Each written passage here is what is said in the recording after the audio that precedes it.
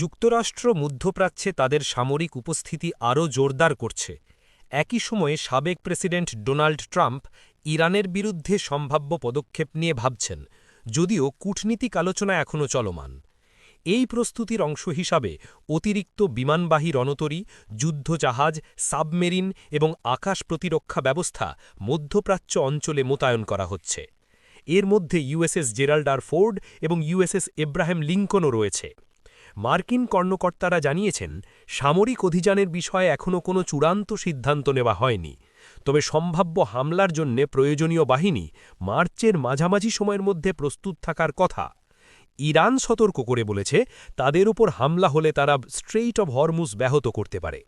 যুক্তরাষ্ট্র বলছে তারা এখনও কূটনীতিক পথকেই অগ্রাধিকার দিচ্ছে, তবে ইরানের ক্ষেপণাস্ত্র এবং পারমাণবিক কর্মসূচি নিয়ে বড় ধরনের মতবিরোধ এখনও অমীমাংসিত রয়ে গেছে। তবে দেখা যাক কথার জল কোথায় গিয়ে গড়ায়।